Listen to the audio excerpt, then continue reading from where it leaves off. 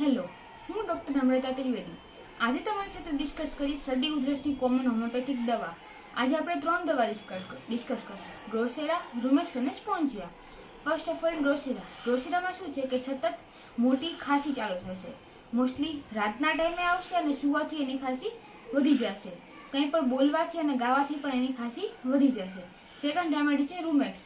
રૂમેક્સમાં કેવું છે કે કોઈ પણ ઠંડી હવા અગર નાક અને મોઢા વાટે અંદર જશે તો એને ઉધરસ ચાલુ થઈ જશે. એની સાથે સાથે થ્રોટમાં આવી રીતે ટચ કરશે તો પણ ઉધરસ સ્ટાર્ટ થઈ જશે.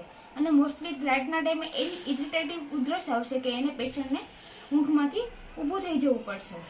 નેક્સ્ટ રેમેડી છે સ્પોન્જિયા. સ્પોન્જિયામાં કેવું છે કે ઉધરસની સાથે એનો અવાજ પણ બેસી જશે, એટલે કે હોર્સનેસ ઓફ વોઇસ. એની સાથે સાથે કંઈ પણ ખાશે અથવા તો ગરમ પાણી અથવા તો ગરમ કોઈ પણ ડ્રિંક કરશે તો એને સારું લાગશે. હવે આપણે જોશું મેડિસિન સાથે મેડિસિન સિવાયના ઉપચાર કે જેનાથી શરદી ઉધરસમાં રાહત થઈ શકે. જો તમને સૂકી ખાંસી આવતી હોય તો હળદર નહીં ખાવાની, કારણ કે હળદર ખાવાથી સૂકી ખાંસી વધી જશે. એની સાથે જો કફવાળી ખાંસી હોય તો તમે હળદર અને મધ લેશો તો તમારી ખાંસીમાં રાહત થશે. પ્લસ જો તમારું નાક બંધ હોય તો તમે નાશ લઈ શકો અને ગરમ પાણી પીવાથી પણ ઉધરસમાં રાહત થશે. હવે નેક્સ્ટ વિડીયોમાં આપણે જોશું બીજી હોમિયોપેથિક દવા શરદી ઉધરસ માટે. Thank you.